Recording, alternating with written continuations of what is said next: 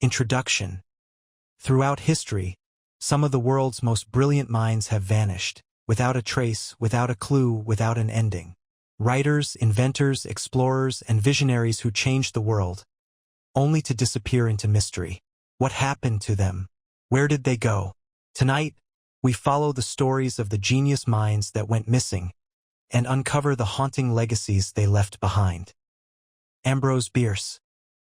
Ambrose Bierce was one of those rare minds who seemed to understand life by standing a little apart from it.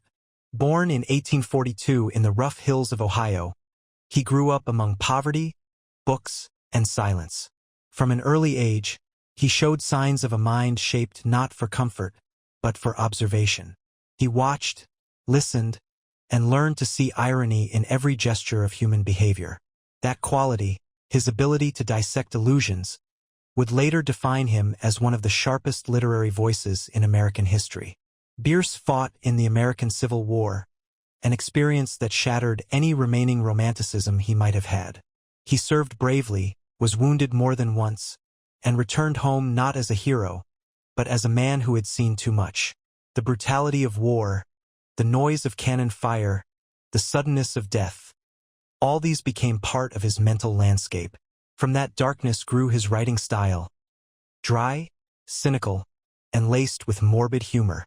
His war stories were not about glory, but about the futility of human ambition and the thin line between sanity and chaos. As a journalist, Bierce became feared and admired in equal measure. His essays and political commentary were merciless. He exposed corruption in business, hypocrisy in religion, and deceit in politics. He attacked power without hesitation and without concern for consequences. But it was in literature that his genius fully revealed itself. His collection tales of soldiers and civilians explored the fragility of perception and the unreliability of human experience.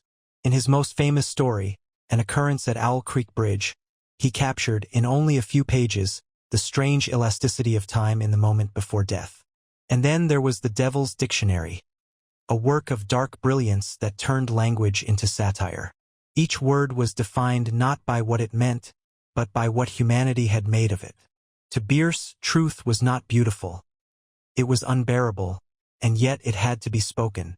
By the early 1900s, Bierce had become a kind of ghost even before his disappearance. He was aging, disillusioned, and increasingly detached from the world he once fought against.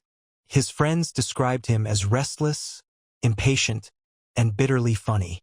He seemed to sense that his time was ending, and he wanted, perhaps, to choose the manner of his exit. In late 1913, at 71 years old, Bierce left Washington, D.C., and headed south toward Mexico.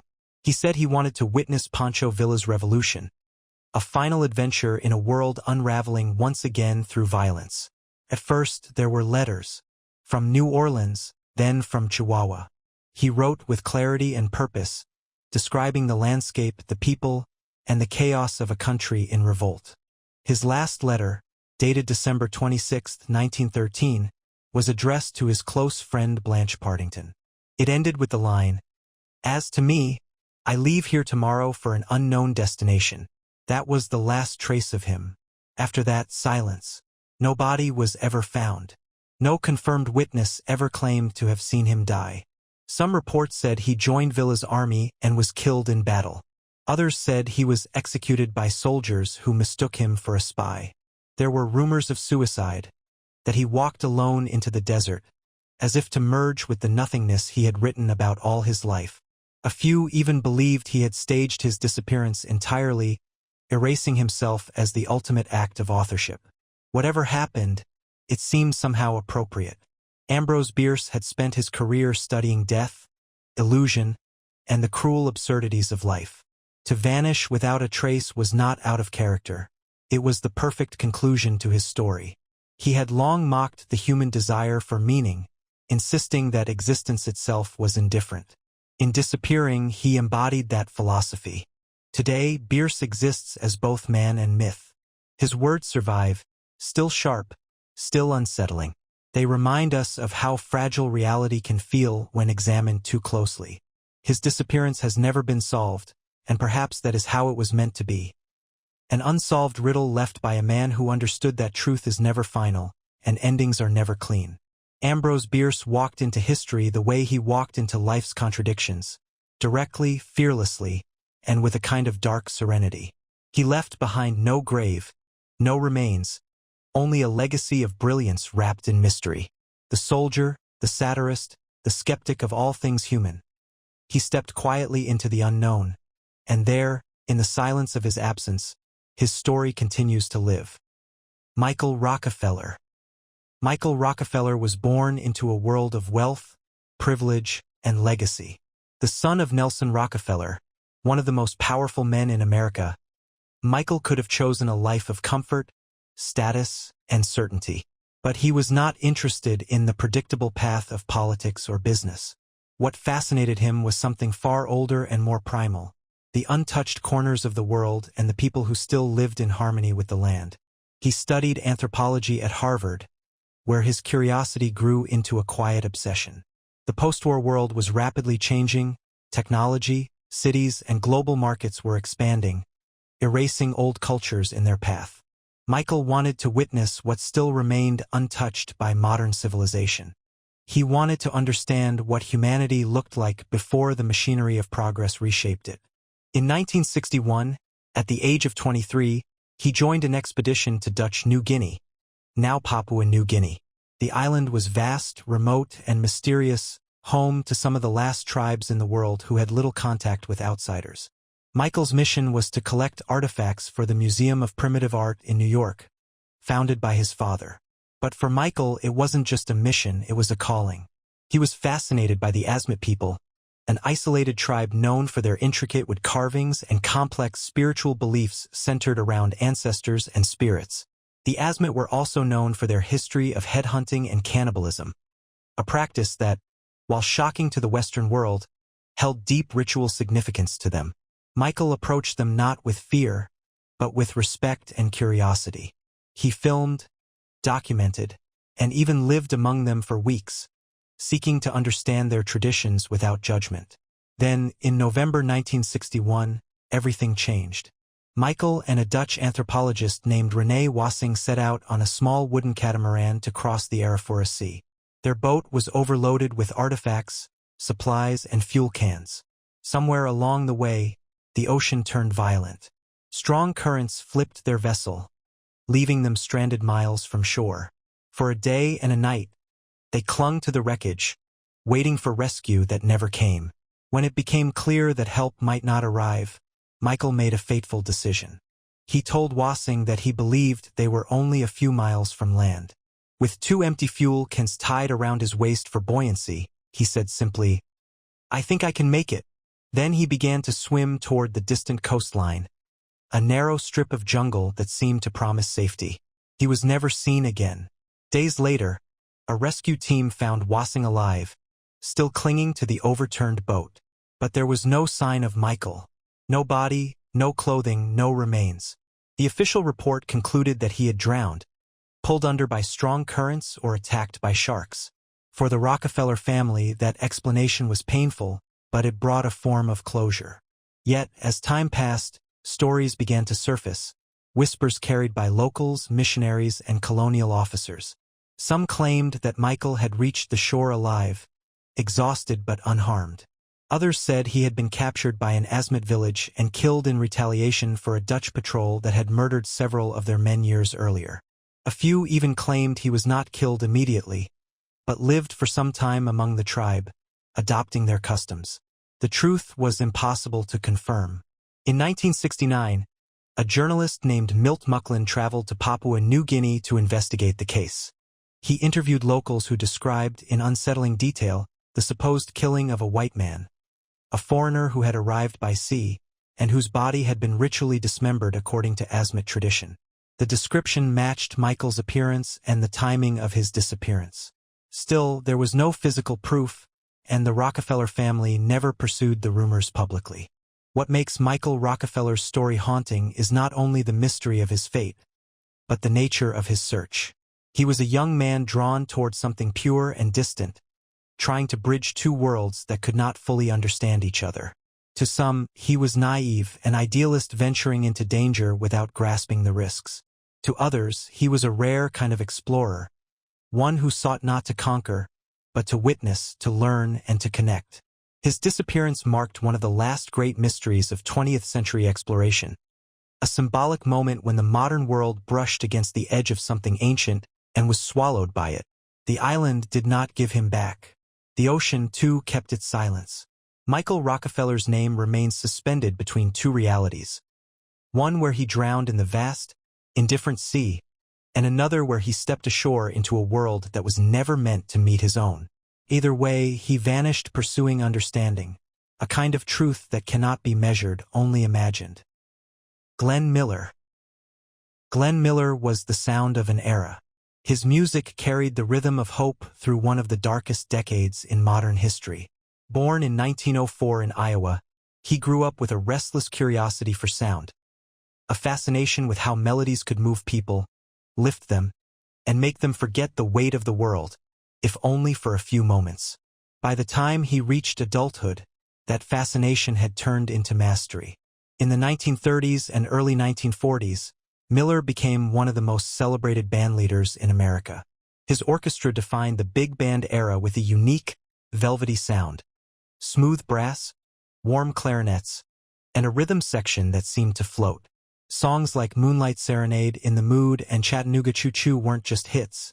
They were emotional anchors for a generation living through the Great Depression and the Second World War. Glenn Miller's music was precise, disciplined, and uplifting, the sonic equivalent of order in a chaotic world. But Glenn Miller was not just a performer. He was a perfectionist, a strategist, and a man deeply aware of his influence. As the United States entered World War II, he made a choice that would define his legacy. At the height of his fame, he left behind a lucrative civilian career and enlisted in the U.S. Army Air Forces. His mission was not to fight, but to serve morale, to bring music, light, and a sense of home to soldiers scattered across the globe. He reorganized military bands, modernized their sound, and personally led the Army Air Force Band. Under his direction, military music evolved into something vibrant, filled with energy and emotion. He believed that music could keep men alive, not in the physical sense, but in spirit. His concerts and radio broadcasts became powerful tools of connection, reminders of humanity amid the machinery of war. By 1944, the Allies were advancing through Europe, and Miller was preparing to bring his orchestra to France to perform for troops on the front lines. On December 15th of that year, he boarded a small aircraft, a single-engine Norseman, bound for Paris. The weather was cold and foggy. The plane took off from an airfield near London and disappeared over the English Channel. It never arrived. No distress signal was heard. No wreckage was ever recovered. Glenn Miller, at 40 years old, had vanished without a trace. The official explanation was simple and tragic. The plane likely encountered poor weather, iced over, and crashed into the sea. But as with so many vanishings of great figures, the simplicity of the story only deepened the mystery. The lack of physical evidence, no debris, no body, no identification, left room for speculation to grow. Over the decades, theories multiplied. Some suggested the plane had been accidentally hit by bombs jettisoned by Allied aircraft returning from a mission. Others claimed Miller's death had been covered up due to a secret assignment involving espionage or political negotiations. A few more sensational rumors even suggested he had survived, living out his final years in hiding. None of these theories were ever substantiated. What remains undeniable is that Glenn Miller's disappearance struck a deep chord in the public consciousness. At the height of his influence, he had embodied a kind of American optimism, a belief that art could hold a fractured world together. When he vanished, it felt as though that optimism had been swallowed by the same gray fog that took him. In the decades that followed, his music continued to play, timeless and untarnished. His orchestra lived on through others. His recordings preserved that signature blend of smooth swing and melancholy sweetness. In a way, his disappearance only amplified the legend. He became a symbol of transience, the idea that beauty, no matter how luminous, can vanish in an instant, leaving only echoes behind. There is a kind of poetic symmetry in it. Glenn Miller had always sought perfection in sound. Something clean, ordered, and eternal. When he disappeared, he achieved a strange kind of immortality. Untouched by decline, frozen at his peak, his name forever tied to the mystery of the skies. 80 years later, the fog still hangs over that December day. The channel keeps its secret, but Miller's music continues to drift softly through time, a reminder of the man who turned war into harmony, and whose final note was never heard. Louis Le Prince. Louis Le Prince was a man ahead of his time, an inventor, artist, and engineer who dreamed of capturing motion long before cinema existed. He was born in 1841 in Metz, France, into a family that valued science and craftsmanship. From an early age, he showed an unusual ability to blend mechanical skill with artistic imagination. That combination would eventually make him one of the most mysterious and overlooked pioneers in the history of technology. Le Prince studied painting, chemistry, and optics, moving between France and England, where he worked with his friend Joseph Whitley, an engineer. In 1869, he married Whitley's daughter, Lizzie, and together they began experimenting with photographic and projection devices. Their partnership was not only personal but deeply creative. While others were still struggling to understand how to capture still images on film, Le Prince was already imagining how to make those images move. By the 1880s, he was close to achieving what the world had never seen: motion pictures. Working from a small workshop in Leeds, he designed and built a camera that could record a sequence of images rapidly onto paper film. In 1888, he tested his device in his in-law's garden, creating what is now recognized as the first moving picture ever filmed, Roundhay Garden Scene. The brief, flickering footage shows a few people walking in a circle, smiling, unaware that they were part of a revolution that would change art and communication forever. That moment should have made Louis Le Prince a household name, the true father of cinema. But history took a different path. In September 1890, he was preparing to travel to the United States to publicly demonstrate his invention and secure patents. The demonstration would have been groundbreaking, predating Thomas Edison's motion picture system by several years. On September 16th, Le Prince boarded a train from Dijon to Paris. He never arrived. When the train reached its destination, Le Prince was gone. His luggage was gone. His camera, documents, and prototypes, everything he needed for his presentation, had vanished with him. The police were baffled. His family launched an intense search, but no trace was ever found. It was as if the man who invented moving images had stepped out of one himself and disappeared between frames. Speculation followed immediately. Some believed it was suicide, that the stress of financial troubles and patent battles had overwhelmed him. Others suspected foul play. There were rumors of murder, of robbery, of secret industrial espionage. The most enduring theory pointed to Thomas Edison. Edison was, at that very time, racing to patent a motion picture system of his own. Le Prince's disappearance, so close to his planned American debut, seemed almost too convenient. But no evidence ever linked Edison directly to the event. In 1898, 8 years after his disappearance, a body resembling Le Prince was found in the Seine River near Paris. But the identification was uncertain, and the mystery remained officially unsolved.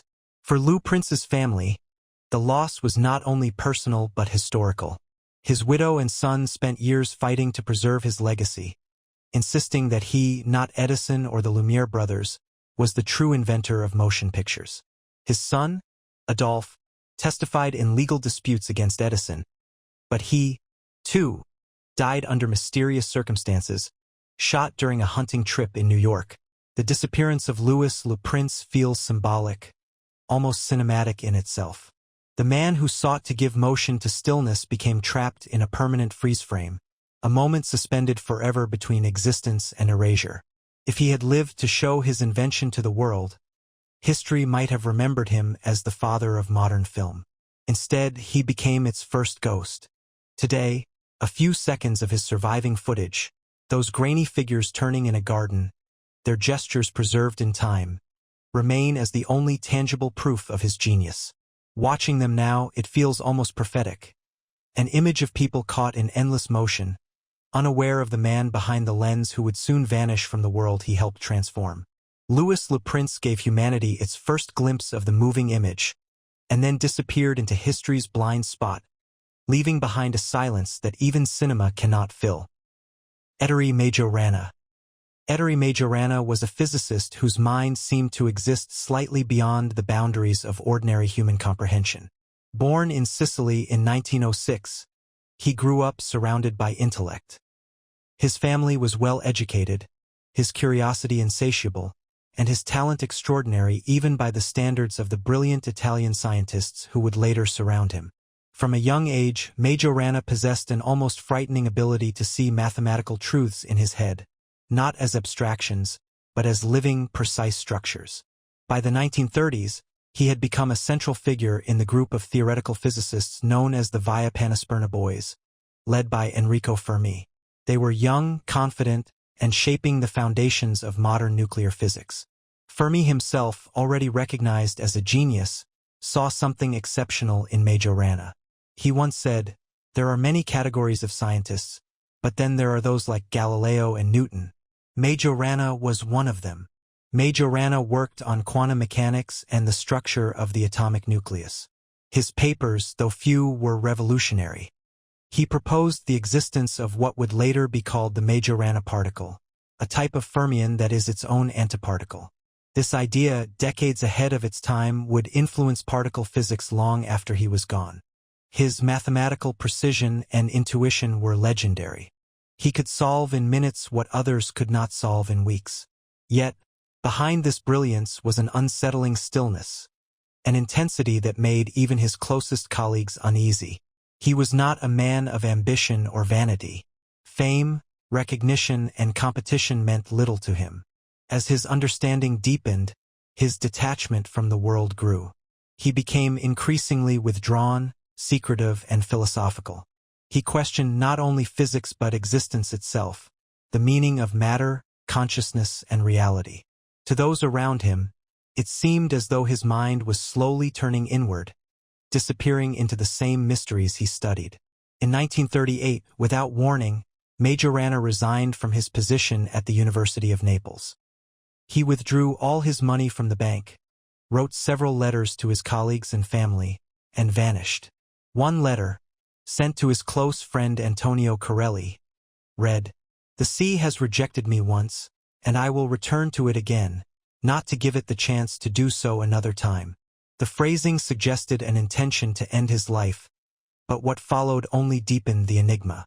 Majorana boarded a ship from Naples to Palermo. He sent another letter from Palermo, stating that he had changed his mind and would return. But when the ship arrived back in Naples, he was not on board. No one saw him disembark. From that moment on, Ettore Majorana ceased to exist in any official record.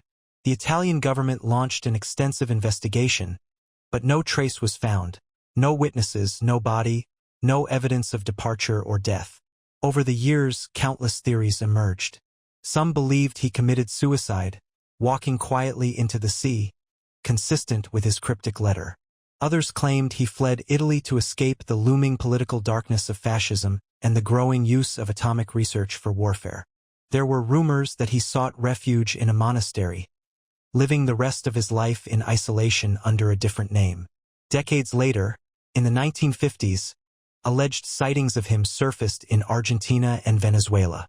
Witnesses described a quiet, reserved man with deep, observant eyes, speaking Italian and living modestly. None of these reports could be confirmed, but they kept the mystery alive. What makes Majorana's disappearance particularly haunting is not just the absence of answers, but the nature of the man himself. He was not impulsive, not careless. Every calculation, every decision he made in life was guided by logic. For such a mind to vanish without leaving a trace feels almost deliberate, as if he had solved the problem of disappearance itself. To many, he represents the archetype of the scientist consumed by his own discoveries, a mind so powerful and introspective that it turned away from the world altogether. His disappearance has been interpreted as an act of philosophical withdrawal, a rejection of the moral implications of the atomic age he helped to create. In his silence, there may have been protest or simply exhaustion from understanding too much. Ettore Majorana's story stands at the intersection of science and mystery. His theories continue to influence modern physics, his name attached to particles that may hold the key to understanding the universe itself. And yet, the man behind those ideas remains a void, an equation without a solution. He once wrote that nature hides her secrets not by cunning, but by her essential grandeur. Perhaps, in disappearing, Ettore Majorana became one of those secrets, an intelligence too profound to belong entirely to the world. Harold Holt. Harold Holt was not a scientist or inventor, but his disappearance remains one of the most perplexing events in modern political history. As the 17th Prime Minister of Australia, he embodied the image of a confident, charismatic leader. He was active, athletic, and seemed to carry with him the energy of a man certain about his place in the world. And yet, in December 1967, he stepped into the ocean and never came back. Born in 1908 in Sydney, Holt was a bright and ambitious student. He studied law and entered politics at a young age, quickly rising through the ranks of the Australian government. His political style was modern for the time, pragmatic, friendly, and deeply committed to building Australia's independence on the world stage. In 1966, he succeeded Robert Menzies as Prime Minister, leading the country during a turbulent era marked by global conflict, social change, and growing cultural independence from Britain. Holt was particularly known for his bold foreign policy decisions. He strengthened ties with the United States and supported the Vietnam War, famously declaring, "All the way with LBJ," referring to President Lyndon B. Johnson. Domestically, he was more progressive. He expanded immigration reform, supported indigenous rights, and sought to reshape Australia's identity as a modern, self-assured nation. But beneath the confident exterior, Holt was a complex man. Those close to him described periods of exhaustion and moments of detachment. The pressures of leadership weighed heavily, and his health had begun to decline. Still, nothing in his behavior hinted at what would happen next. On December 17, 1967, Holt drove to Cheviot Beach near Portsea, Victoria, a rugged stretch of coastline he knew well. It was a Sunday morning, bright and windy, and the surf was rough. He was accompanied by friends and his bodyguards, who watched as he walked down toward the waves. Despite warnings about the dangerous current, Holt decided to swim. He waded in, moving confidently through the churning water. Moments later, he was gone.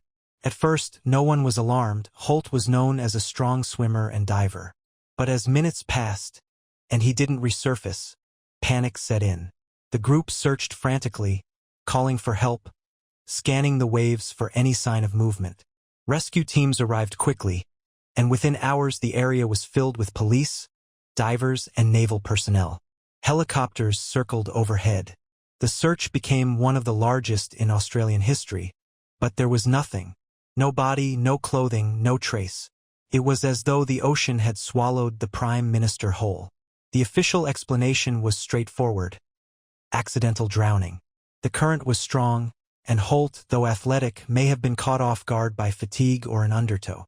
Yet, the sheer completeness of his disappearance invited speculation. For a sitting world leader to vanish without a trace was unprecedented. Conspiracy theories bloomed almost instantly. Some claimed Holt had faked his death to escape political pressure or a double life.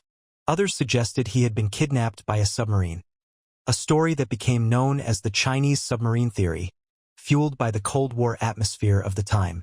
There were even whispers of espionage, of secret affairs, or mental collapse. None of it was ever substantiated. What made the event so unsettling was its ordinariness. There was no dramatic political scandal, no evidence of foul play. A man simply entered the sea and disappeared. The ocean offered no answers, only its endless motion, its indifference. In the years that followed, Holt's absence became part of Australia's collective memory, a story retold with disbelief and fascination. Monuments were built, inquiries held, but the essential mystery remained untouched. The man who had led a nation into the modern age had vanished in plain sight, under an open sky. For Australians, the disappearance of Harold Holt blurred the line between history and legend. It reminded them of the vastness of their land and the unpredictability of the elements that surround it. For the rest of the world, it became a symbol of how fragile even the most visible lives can be. Harold Holt's story is not one of scandal or secrecy, but of disappearance as an event beyond explanation. An encounter with nature that stripped away all control, leaving only silence where power once stood. To this day, the waters off Cheviot Beach move as they always have, and the ocean keeps its secret. Somewhere in those waves, the story of Harold Holt ends. Not with answers, but with a reminder of how small we remain before the vastness of the world. Amelia Earhart. Amelia Earhart was more than a pilot. She was a symbol of courage, progress, and quiet defiance. In an age when the sky still belonged mostly to men, she carved her name across the clouds with determination and grace. Her story began as one of triumph, a story of breaking limits, but it would end in one of the greatest mysteries in modern history. Born in 1897 in Atchison, Kansas, Earhart grew up restless and curious. From a young age, she was drawn to adventure, the kind of child who preferred climbing trees to tea parties. When she saw her first airplane at a county fair, she wasn't impressed. It looked small and unimpressive, she later said. But years later, after witnessing a pilot dive toward her at an airshow, she felt something ignite within her. A sense that the sky wasn't just a spectacle, but a place of freedom.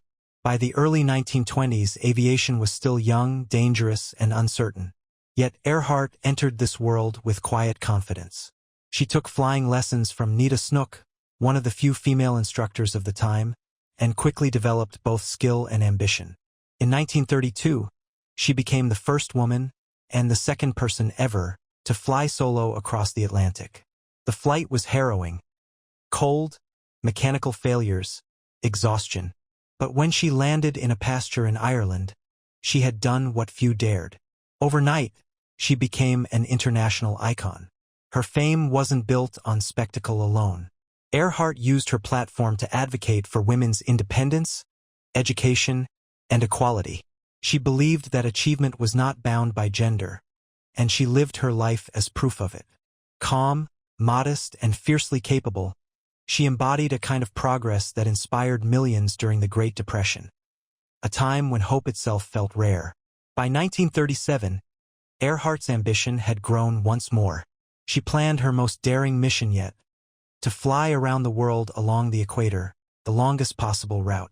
She would do it with her navigator, Fred Noonan, aboard a Lockheed Electra 10E.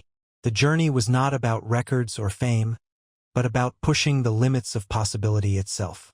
The flight began well. Over the course of several weeks, they crossed South America, Africa, India, and Southeast Asia. By late June, they reached New Guinea, just 7,000 miles from completing the trip. Ahead lay the most difficult stretch, the Pacific Ocean. Their next stop was Howland Island, a small and isolated piece of land, barely visible even to trained navigators. It was to serve as their refueling point before the final legs home. On July 2, 1937, they took off from La. Conditions were far from ideal. Radio communication was unreliable, and the U.S. Coast Guard cutter Itasca, stationed near Howland, waited to guide them in. As they flew over the ocean, fragments of radio messages came through, faint, broken by static. "We must be on you but cannot see you," Amelia said in one of her final transmissions. "Fuel is running low." After that, there was silence. Hours later, Itasca reported that Earhart's plane had vanished. No distress signal, no wreckage. Only the vast, empty Pacific. The largest air and sea search in history up to that point began immediately, covering hundreds of thousands of square miles. But there was nothing. No oil slicks, no debris, no trace of the plane or its passengers. The official conclusion was that Earhart and Noonan ran out of fuel and crashed into the sea near Howland Island. Yet, like all great disappearances, the lack of evidence only deepened the mystery. Over the decades, theories multiplied. Some suggested they landed on a nearby atoll and died as castaways. Others believed they were captured by the Japanese military, whose forces were active in the region. There were even claims that Earhart survived, assumed a new identity, and lived out her life in secret. Expeditions have since searched island after island, uncovering scattered artifacts, fragments of metal, bones, shoes, each one raising hope, then fading back into uncertainty. What makes Amelia Earhart's story so haunting isn't just the disappearance itself, but what it represents. She wasn't lost in failure, but in pursuit of discovery. Her final flight was not reckless. It was a natural extension of her life's purpose, to go further, to see more, to prove what human will could achieve. Her legacy continues to soar. Each generation rediscovers her not just as a pioneer of aviation, but as a figure of quiet resilience. Someone who lived by the belief that fear should never set our limits. Perhaps that's why her disappearance still echoes so deeply. Somewhere over the Pacific, between the clouds and the sea, the final chapter of her story remains unwritten. Not an ending, but an open horizon. Bison Dele, Brian Williams. Bison Dele was a man of contrasts. A gifted athlete who turned away from fame, a restless traveler searching for peace, and ultimately, a soul whose disappearance became one of the most haunting modern mysteries. Known in his earlier years as Brian Williams, he lived a life that seemed defined by success and freedom. Yet behind the surface lay a quiet battle between the world's expectations and his own search for meaning. Born in 1969 in Fresno, California, Brian Williams grew up in a family touched by both art and instability. His father, Eugene Williams, was a member of the famous musical group The Platters, while his mother, Patricia, endured the turbulence that often follows life in the entertainment world. As a child, Brian was shy but observant, tall and athletic yet introspective. Basketball offered him structure, a language of focus and grace that seemed to quiet his restless mind. By the 1990s, he had become one of the most promising players in the NBA. After a successful college career at the University of Arizona, he was drafted by the Orlando Magic and later played for the Denver Nuggets, Los Angeles Clippers, Chicago Bulls, and Detroit Pistons. In 1997, he won an NBA championship with the Bulls alongside Michael Jordan, a pinnacle that most athletes only dream of. But despite the glory, something in him remained unsettled. Teammates recalled that Brian was thoughtful, even philosophical, more interested in books, travel, and music than in the spotlight. He spoke openly about the emptiness that came with fame and wealth. The more the world celebrated him, the less connected he felt to it. Then, at just 30 years old, he made a decision that shocked everyone. He walked away. He retired from professional basketball, changed his name to Bison Dele, a tribute to his Cherokee and African heritage, and disappeared from the public eye. For a while, he seemed truly free. Dele traveled widely, seeking experiences that felt real and unfiltered. He lived in Lebanon, backpacked across the desert, and eventually found solace in the ocean. He bought a sailing vessel, the Hakuna Matata, and began exploring the South Pacific with his girlfriend, Serena Carlin.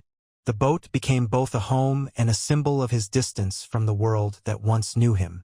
In July 2002, Dele, Serena, his brother Miles Dabord, born Kevin Williams, and the boat's captain, Bertrand Saldo, set sail from Tahiti.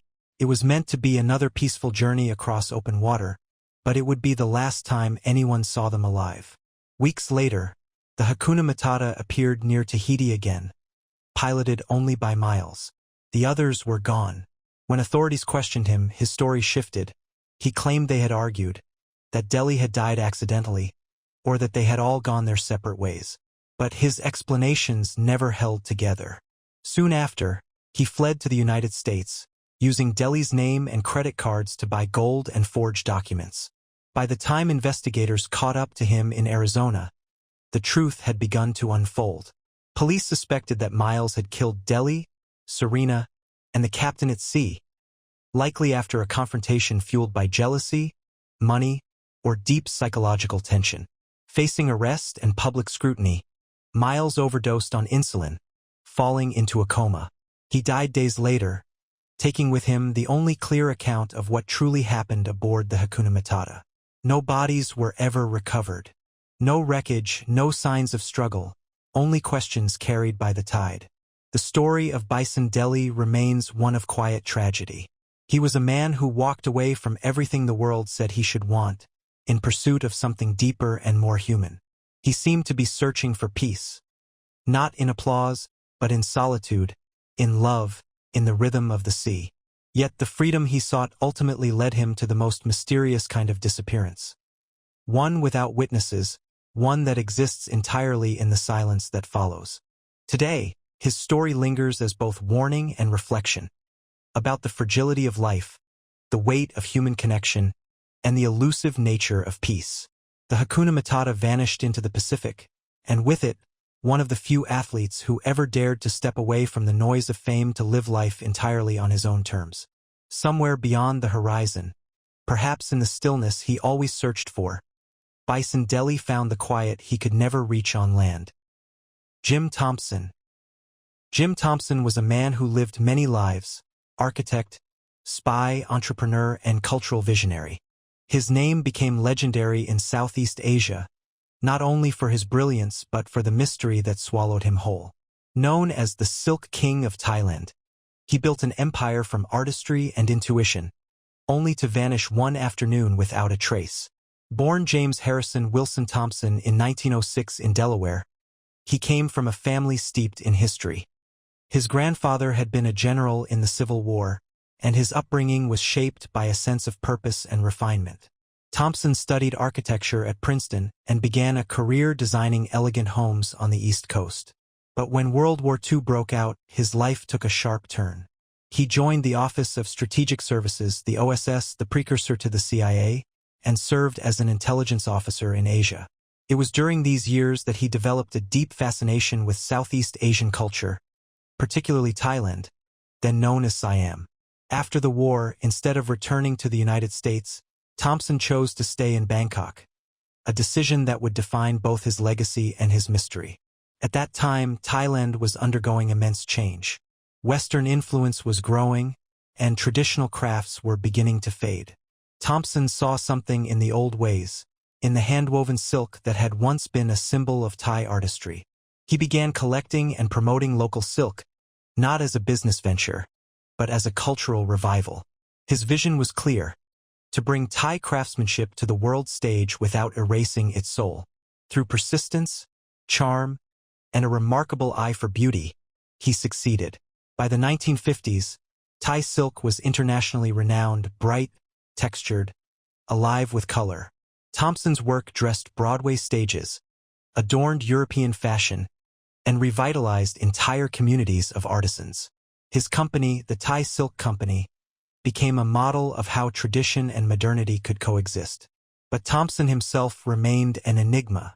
He lived simply, in a house that blended traditional Thai design with Western aesthetics, a serene place filled with art, antiques, and quiet intellect. He never married, though he was known for his warmth and charisma. Those who met him described a man both magnetic and reserved, brilliant yet distant. His past as a spy was never far from conversation, and whispers of secret dealings continued to follow him. Then, on Easter Sunday, March 26, 1967, during a visit to the Cameron Highlands in Malaysia, Jim Thompson went for an afternoon walk and never returned. The region was peaceful, covered in dense jungle and tea plantations. He was staying with friends, and the walk was meant to be short. But hours passed, and there was no sign of him. Search teams combed the area for days. Police, soldiers, even locals familiar with the terrain. Yet nothing was found. No footprints, no clothing, no remains. It was as if the forest itself had erased him. The disappearance immediately drew international attention. How could a man so prominent, so careful, vanish in daylight on a quiet hillside? Theories emerged quickly. Some believed he had been attacked by wild animals or fallen into one of the many hidden ravines. Others thought it was a kidnapping, perhaps linked to his intelligence background or his business connections. Then there were the darker speculations that Thompson had staged his own disappearance, retreating into a secret life, that he had been assassinated for reasons tied to espionage or politics. None of these ideas ever gained proof, yet none could be fully dismissed. Over the years, searches continued, long after the official investigation closed. Decades later, in 1985, A set of bones was discovered near the area, but testing was inconclusive. The jungle had kept its silence. In the end, what remains of Jim Thompson is more than just a mystery. It's a legacy of art and transformation. His vision reshaped Thailand's cultural identity and helped preserve a craft that might otherwise have disappeared. His home in Bangkok stands today as a museum, filled with beauty and stillness, untouched by time. Visitors describe a sense of presence there, as if the man who built it never truly left. Jim Thompson's disappearance lingers like a thread left untied, one that connects history, art, and the human desire to explore beyond what is known. Perhaps he found in the forest what he had always been searching for, a place beyond definition, beyond identity, where silence becomes its own kind of freedom. Sean Flynn. Sean Flynn was born into fame, but he was never content to live in its shadow. The only son of legendary Hollywood actor Errol Flynn and French-American actress Lily Demita, he inherited his father's striking looks and adventurous spirit. Yet where his father sought adventure on movie sets, Sean searched for it in the real world, in jungles, war zones, and the thin line between life and death. His disappearance in Cambodia remains one of the most haunting mysteries of the Vietnam War era, a story of courage, curiosity, and the price of chasing truth too far.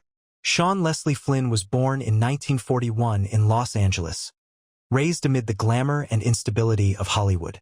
He was intelligent, charming, and restless, never quite fitting into the comfortable world of celebrity. After attending Duke University, he followed his parents into acting, appearing in several adventure films. But unlike his father, Sean was not captivated by fame. The artificial lights and scripted stories of Hollywood bored him. He wanted something real, something that tested the limits of who he was. By the mid-1960s, as the Vietnam War escalated, Sean found his calling in photojournalism. He picked up a camera and began documenting the conflict not from the safety of a studio, but from the front lines. His transition from actor to war correspondent was seamless. His natural charisma, fearlessness, and sensitivity made him one of the most respected journalists of his time. Flynn didn't just report on the war, he lived it. He embedded with troops, crossed borders, and rode into combat zones on motorcycles with other correspondents. He worked for major outlets like Time and Paris Match, capturing not only the violence of war but its humanity, the moments between chaos and calm, the faces of soldiers and civilians caught in the storm. He became close friends with other war photographers, including Dana Stone, Tim Page, and Nick Ut.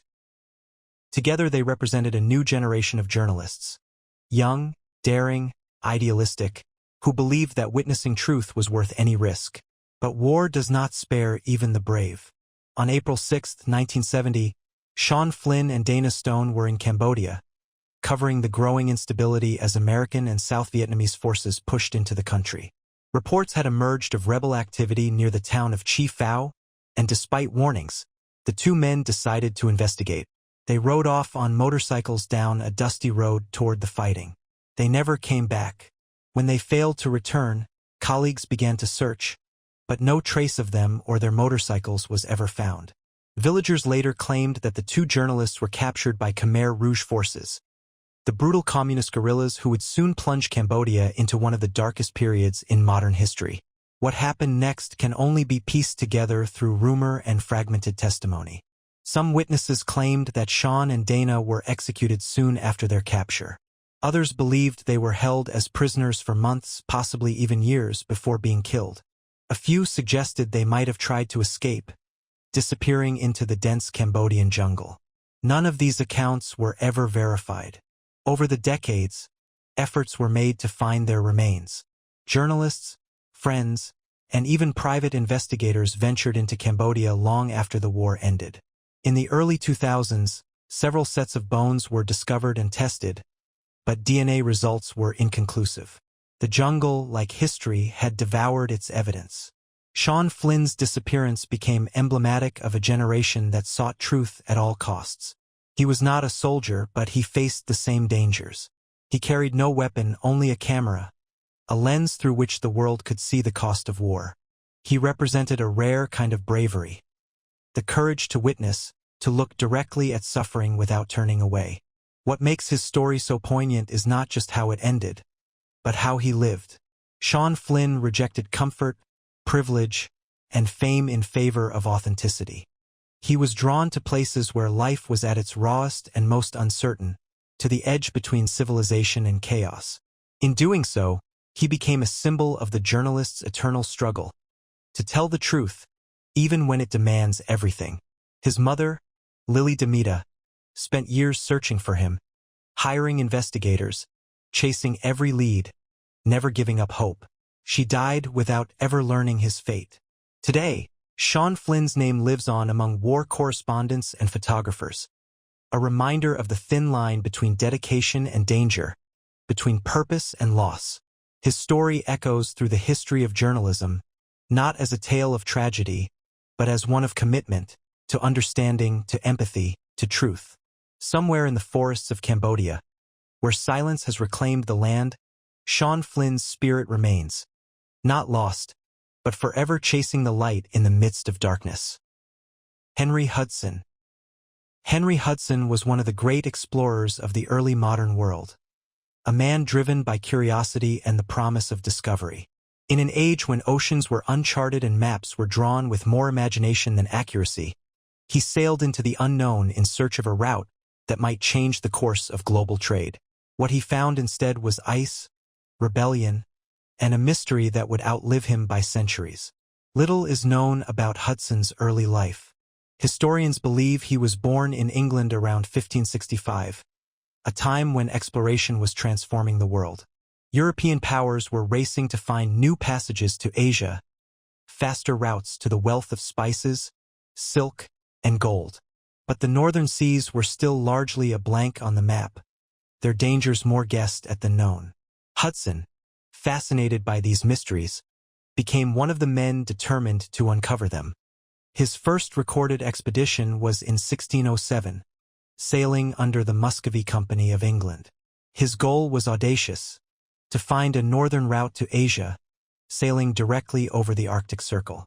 Many believed it was possible, that if one could sail far enough north, the sun's constant summer light might melt the ice. Hudson's small crew braved freezing winds and shifting flows, venturing farther north than almost any before them. But the ice proved merciless. The ship was forced to turn back. Undeterred, Hudson tried again the following year.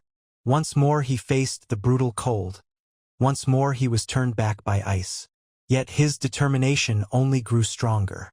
In 1609, he secured backing from the Dutch East India Company and set sail aboard a ship called Have Main, the Half Moon. This time he chose a different route, heading west across the Atlantic in search of a passage through North America. What he discovered was not the path to Asia, but something that would bear his name for centuries. He sailed into a vast river estuary, what is now the Hudson River, exploring deep into what would later become New York State. Though he didn't find a route to the Pacific, his exploration helped establish Dutch claims to the region, laying the foundations for the future city of New Amsterdam, now New York. But Hudson's obsession with finding a northern passage never faded. In 1610, funded by English investors, he set out once more, this time aboard the Discovery. His mission? To find a route to the Pacific through the Arctic waters north of Canada. After months at sea, he entered a massive icy bay, a body of water so vast that at first, he believed it must be the gateway to the Pacific. It was not. He had found what we now call Hudson Bay. As winter fell, the Discovery became trapped in ice. The crew, numbering just over 20 men, had no choice but to anchor and wait. The cold was unrelenting, the food scarce, and disease soon spread among them. Hudson tried to maintain control, but hunger and desperation began to erode the loyalty of his men.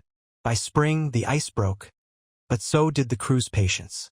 On June 22, 1611, as the ship prepared to return home, a mutiny erupted. The men seized control, overpowered Hudson, his teenage son John, and a handful of loyal sailors.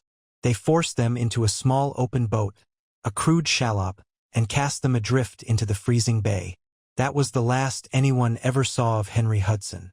The mutineers sailed home without him, their accounts fractured and self-serving. Some claimed Hudson had begged to be released. Others said he remained calm, resigned to his fate. When the Discovery reached England, the surviving crew were imprisoned, but none were ever tried for his murder. For centuries, speculation surrounded what happened next. Did Hudson and his companions die quickly, succumbing to the cold and hunger? Or did they manage to reach land, living out their final days on the desolate shores of the bay that now bears his name? Inuit oral traditions tell of encounters with starving Europeans long ago, men who may have been Hudson and his crew, but the truth remains uncertain. In the end, Hudson's life was consumed by the very frontier he sought to master. His name became etched onto the map, the Hudson River, Hudson Strait, Hudson Bay, but his body was never found. His disappearance stands as both tragedy and testament. The fate of a man who pushed too far into the unknown, undone by the same spirit of exploration that once made him great. Henry Hudson's story is a reminder of the thin line between discovery and obsession. He found places that reshaped the world, but he never found what he truly sought. A passage to Asia, a complete map of the earth, or perhaps a sense of peace with what was still undiscovered. The icy waters he once crossed remain much as they were, cold, vast, and indifferent. Somewhere among them, in the endless northern silence, the journey of Henry Hudson came to its final, unknowable end. Richard Halliburton. Richard Halliburton lived as if life itself were an expedition, a daring, beautiful, and unpredictable adventure. He was a man who believed that existence should be measured not in years, but in experiences. An explorer, writer, and dreamer, he turned his journeys into best-selling books that inspired millions to see the world not as a place of boundaries, but as a vast invitation. And then, like so many who lived too close to the edge of wonder, he disappeared into the unknown. Halliburton was born in 1900 in Memphis, Tennessee.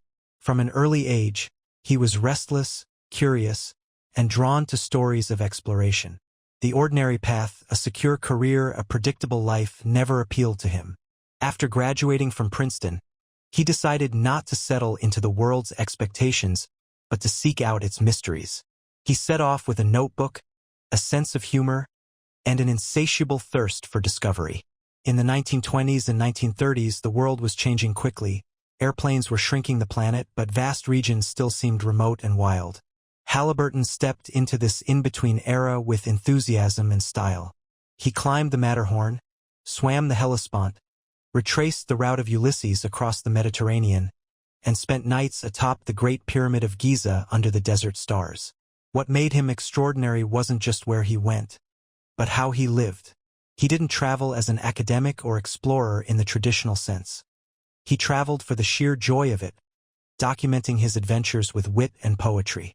His first book, The Royal Road to Romance, 1925, became a sensation. It captured a post-war generation's longing for freedom, wonder, and escape. As his fame grew, Halliburton became something rare, an adventure celebrity. He lectured around the world, wrote bestsellers, and lived a life of boundless curiosity. He swam the Panama Canal, paid the toll as if he were a ship, just 36 cents, and documented every moment with playful detail. He flew an open-cockpit biplane over Mount Everest. He dined with princes, trekked through forbidden cities, and crossed deserts with a charm that made the impossible seem effortless. But beneath his charisma and success, there was also restlessness. He seemed haunted by the thought of repetition, of living the same adventure twice. Each journey had to surpass the last, each book to outshine its predecessor. And so, in the late 1930s, he began planning his most ambitious undertaking yet, to sail a Chinese junk, a traditional wooden ship, across the Pacific Ocean, from Hong Kong to the Golden Gate International Exposition in San Francisco. He called the ship the Sea Dragon. It was to be a symbolic voyage, a romantic link between East and West, ancient craft and modern world. The vessel was built in Hong Kong, modeled after the legendary junks that had sailed those waters for centuries. Halliburton assembled a small crew, led by Captain John Wentworth, and in March 1939, they set out into the Pacific. The timing, however, could not have been worse. The world was on the brink of war, and the Pacific was known for its violent spring storms. Still, Halliburton, ever the optimist, dismissed concerns. On March 23, he sent a cheerful radio message. "Have been having wonderful voyage. Weather ideal. Wish you were here instead of me." It would be his last transmission. Soon after, a typhoon swept through the region. The Sea Dragon was small and fragile compared to the raging waves that surrounded it. Days passed with no word, then weeks. The U.S. Navy launched a search, but no trace of the ship or its crew was ever found. Not a plank, not a scrap of sail, nothing. The ocean had erased them completely. News of his disappearance spread quickly. For many, it was unthinkable.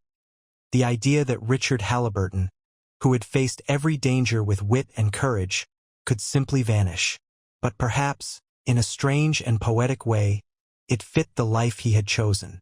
Halliburton had once written, "To live is to be born every minute." He believed that risk and beauty were inseparable, that life without daring was merely existence. His death or disappearance seemed to echo that same philosophy. To be lost not in failure, but in motion, in pursuit of wonder. In the decades that followed, his legend grew. His books continued to inspire travelers, dreamers, and writers. To many, Halliburton represented a different kind of explorer, not one driven by conquest or science, but by curiosity, imagination, and a refusal to accept the ordinary. The Pacific kept its silence, as oceans often do.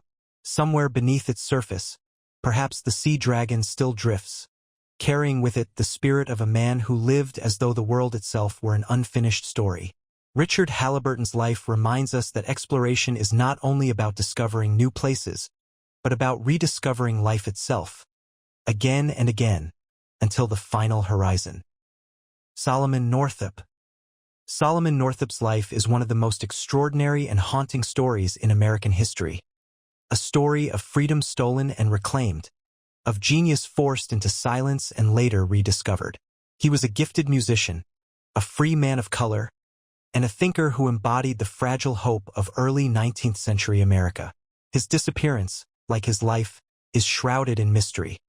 An unresolved final chapter in the story of a man who lived two lives, one in liberty and one in chains. Northup was born in 1807 in New York, a time when slavery still defined the South, but freedom could be found in the North, at least on paper. His father, Mintus Northup, was a freedman who valued education and self-respect above all. Solomon grew up literate, skilled, and ambitious, rare qualities for a black man in pre-Civil War America. He married, started a family, and built a reputation as a talented violinist, often performing for both white and black audiences. His life changed forever in 1841. Two men approached him in Saratoga Springs, promising work with a traveling circus in Washington, D.C. It seemed like a perfect opportunity. A few weeks of good pay, adventure, and performance. But when he arrived, the dream unraveled into horror. Drugged, beaten, and sold into slavery, Northup found himself stripped of his identity, his name, and his freedom. For the next 12 years, he lived as a slave in the brutal plantations of Louisiana, under the name Platt. He was bought and sold, whipped and worked, forced to survive in a world that denied his humanity. Yet, even in bondage, his intelligence and determination set him apart. He built rafts, repaired mills, played music for plantation owners, always observing, always remembering. What made Solomon Northup unique was not only his endurance but his mind. He was a witness, a thinker who recorded, with extraordinary clarity, the details of a system designed to erase people like him. Every lash, every face, every voice. He stored it all, waiting for the day he could tell the world what he had seen. That day finally came in 1853. After 12 years, with the help of a Canadian carpenter named Samuel Base, Northup managed to get a letter sent to his friends in New York. A local abolitionist, Henry B. Northup, a distant relative of Solomon's former owner, traveled south and secured his release through legal means. Solomon returned home a free man once more. Soon after, he published his memoir, 12 Years a Slave, written with the help of abolitionist editor David Wilson. The book became an immediate sensation. It offered a first-hand account of the cruelty, hypocrisy, and degradation of slavery, written not by an outsider, but by a man who had lived through it. His prose was measured, vivid, and deeply human. Unlike many accounts of the time, Northup's writing didn't rely on rhetoric or anger. It relied on truth. He traveled widely, speaking against slavery and working with the abolitionist movement. His intellect, eloquence, and moral conviction made him a powerful voice for justice. Yet, as the years passed, Solomon Northup faded from the public record. By the late 1850s, his name stopped appearing in newspapers and documents. Some claimed he continued his work as a lecturer. Others suggested he may have been captured again or died quietly in obscurity. No records of his death exist. The man who had survived so much betrayal, enslavement, and brutality simply vanished from history. His disappearance has never been explained. Some believe he might have been killed for his activism, silenced by those who still profited from the system he condemned. Others imagine he chose anonymity, exhausted by the fight and by a nation not yet ready to hear his truth. Whatever the reason, Solomon Northup's final years remain one of the great unsolved mysteries of American life. More than a century later, his story returned to light through renewed scholarship and, eventually, through the 2013 film 12 Years a Slave, which brought his words back to millions of readers and viewers around the world. It restored his voice, the voice of a man who had seen the deepest cruelty and still believed in the possibility of freedom. Northup's disappearance, like his survival, carries a quiet symbolism. It reminds us that history often forgets its most important witnesses, that truth itself can vanish when the world stops listening. But Solomon Northup's legacy endures, not in where he died, but in what he lived for. Through his words he remains. A mind that refused to break, a witness who refused to be silenced, and a man who vanished not into darkness, but into memory. Raoul Wallenberg. Raoul Wallenberg's story is one of extraordinary courage and haunting mystery. The story of a man who stood against one of history's darkest forces, and who vanished into the void of silence that followed the war. He was not a soldier, nor a spy by profession, but a diplomat whose intellect, moral clarity, and quiet defiance saved tens of thousands of lives. His disappearance remains one of the great unsolved enigmas of the 20th century, a tragic reminder of how even the most brilliant and noble spirits can be swallowed by the machinery of power. Wallenberg was born in 1912 in Stockholm, Sweden, into one of the country's most prominent families. The Wallenbergs were a dynasty of bankers, politicians, and industrialists, a family that shaped much of Sweden's economy. Yet Raoul was different. He was curious about art, languages, and people. He studied architecture at the University of Michigan in the United States, where he learned not only technical design but a deep appreciation for humanity in all its complexity. When he returned to Europe, the continent was already descending into war. As Nazi Germany spread its reach across Europe, the persecution of Jews intensified. By 1944, Hungary had become one of the last strongholds of the Jewish population on the continent, and it was collapsing fast. In a matter of months, hundreds of thousands of Hungarian Jews were being deported to Auschwitz.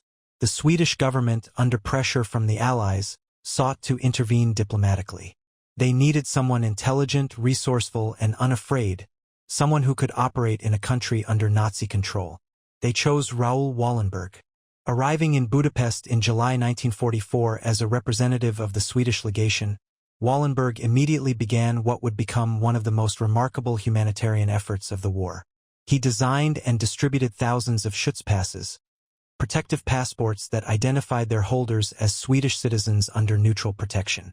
The documents were unofficial, yet carried an air of legitimacy so convincing that German and Hungarian officials often respected them. But Wallenberg didn't stop there. He rented dozens of buildings across Budapest and declared them Swedish protected houses, effectively turning them into sanctuaries for Jews who would otherwise have been deported or killed. He negotiated directly with Nazi officers, including Adolf Eichmann, and often appeared unarmed in front of trucks filled with terrified prisoners, demanding their release. He bribed guards, forged paperwork, and used every ounce of ingenuity to outmaneuver bureaucracy and brutality. It was said that his calm presence could disarm even the most ruthless officials, not through power, but through conviction. By the end of 1944, Wallenberg's actions had saved an estimated 100,000 people. When Soviet forces entered Budapest in January 1945, it seemed that his mission had come to an end. But then, suddenly, the savior disappeared. On January 17, 1945, Wallenberg left for a meeting with Soviet military officials in the Raoul Wallenberg. Raoul Wallenberg's story is one of extraordinary courage and haunting mystery. The story of a man who stood against one of history's darkest forces, and who vanished into the void of silence that followed the war. He was not a soldier, nor a spy by profession, but a diplomat whose intellect, moral clarity, and quiet defiance saved tens of thousands of lives. His disappearance remains one of the great unsolved enigmas of the 20th century, a tragic reminder of how even the most brilliant and noble spirits can be swallowed by the machinery of power. Wallenberg was born in 1912 in Stockholm, Sweden, into one of the country's most prominent families. The Wallenbergs were a dynasty of bankers, politicians, and industrialists, a family that shaped much of Sweden's economy. Yet Raoul was different. He was curious about art, languages, and people. He studied architecture at the University of Michigan in the United States, where he learned not only technical design but a deep appreciation for humanity in all its complexity. When he returned to Europe, the continent was already descending into war. As Nazi Germany spread its reach across Europe, the persecution of Jews intensified. By 1944, Hungary had become one of the last strongholds of the Jewish population on the continent, and it was collapsing fast. In a matter of months, hundreds of thousands of Hungarian Jews were being deported to Auschwitz. The Swedish government, under pressure from the Allies, sought to intervene diplomatically.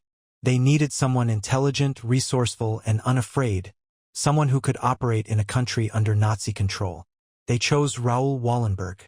Arriving in Budapest in July 1944 as a representative of the Swedish legation, Wallenberg immediately began what would become one of the most remarkable humanitarian efforts of the war. He designed and distributed thousands of Schutzpasses, protective passports that identified their holders as Swedish citizens under neutral protection. The documents were unofficial, yet carried an air of legitimacy so convincing that German and Hungarian officials often respected them. But Wallenberg didn't stop there. He rented dozens of buildings across Budapest and declared them Swedish protected houses. Barbara Newhall Follett. Barbara Newhall Follett was not merely a prodigy. She was a phenomenon, a spark of literary brilliance that appeared too early, burned too brightly, and vanished too soon. Her story feels like a dream from another world. A child who mastered language before most learned to read, who published a critically acclaimed novel at 12, and who disappeared into thin air at 25. It is a tale of genius, creativity, and the quiet tragedy of a mind that could not find its place in the ordinary world. Barbara was born in 1914 in Hanover, New Hampshire, into a home filled with words. Her father, Wilson Follett, was a respected literary critic and editor. Her mother, Helen, was a writer and educator. Words were not just tools in their household. They were the air everyone breathed. From the moment Barbara began to speak, she absorbed language like light, shaping it into rhythms and stories that astonished even her parents. By the age of 4, she was writing short poems. By 8, she had started a novel. She called it The House Without Windows, a poetic story about a young girl who leaves the human world behind to live among the wonders of nature. It was not the kind of book written by a child imitating adults. It was written with a voice that felt ancient and wise, as though she had seen more of life than her years allowed. When the book was published in 1927, critics were stunned. The New York Times praised it for its purity of imagination, calling it a remarkable accomplishment. Reviewers compared her to the great modernists of her time. Yet she was still a child, shy, thoughtful, and more at home in her imaginary worlds than in classrooms or parlors. Her second book, The Voyage of the Normandie, came soon after, a seafaring adventure filled with poetic imagery and emotional depth. It confirmed what many believed. Barbara Newhall Follett was a prodigy destined for literary greatness. But behind the success, cracks were already forming. Her family life, once her greatest source of support, began to unravel. Her father left the family for another woman, leaving Barbara and her mother in financial and emotional ruin. For Barbara, it was a shattering betrayal. The man who had guided her mind and nurtured her talent was suddenly gone, and the stability of her childhood went with him. She withdrew from the literary world, her imagination now marked by loneliness and disillusionment. She continued to write essays, poems, fragments of novels, but the spark that once drew public admiration turned inward. Her writings from this period reflect a deep longing for escape, for freedom from a world that felt increasingly alien. In 1931, at 17, Barbara left school and began working as a secretary to support herself. She married a young man named Nickerson Rogers, and for a time they shared a simple, quiet life. Yet even in marriage, she seemed restless. Her letters from the period reveal a haunting sadness, a sense of distance from everything around her. "I am not living," she once wrote. "I am merely existing." Then, on December 7, 1939, Barbara Newhall Follett walked out of her apartment in Brookline, Massachusetts, after an argument with her husband. She carried just $30 and no identification. She never returned. Rogers waited several weeks before reporting her missing. By then, there was no trail to follow. The police found no evidence of foul play, no witnesses, no clues. It was as if she had stepped out of one reality and into another, just like the heroine of her first novel, the girl who vanished into nature and never came back. Over the years, theories have multiplied. Some believe she ended her life, overwhelmed by depression and the loss of her dreams. Others think she staged her disappearance, seeking freedom from a world that had disappointed her too deeply. Her husband claimed she might have suffered a breakdown, but his vague statements only deepened suspicion. Decades later, her case remains unsolved. What makes Barbara's story so haunting is how perfectly her disappearance echoes her writing. Her characters longed for escape, from confinement, from expectation, from the weight of human disappointment. In her own life, she sought the same liberation. Her last known words to her husband before leaving were simple, "I'm going for a walk." That walk became the final act of her story. Barbara Newhall Follett's genius was undeniable. Her command of language, her sensitivity to nature, and her philosophical depth all pointed toward a mind far beyond her years. But perhaps it was this very sensitivity that made her too fragile for the world she inherited. Today, her few surviving works are studied not only for their literary brilliance, but for what they reveal about creativity itself. How it can illuminate and destroy, how it can both connect and isolate. Her disappearance remains one of literature's most enigmatic tragedies, a quiet vanishing that mirrors the mystery of all great art. How something so luminous can suddenly be gone. And so, Barbara Newhall Follett remains forever on that walk.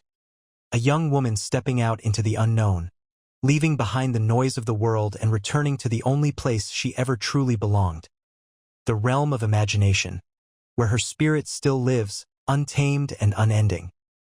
Ending. Some of the brightest minds simply vanish, leaving behind questions, ideas, and echoes that time can't erase. Their stories remind us that genius is fragile, mysterious, and deeply human. If you enjoyed this journey through the genius minds that went missing, don't forget to like the video, subscribe to the channel, and share your thoughts in the comments below. I'd love to hear what you think.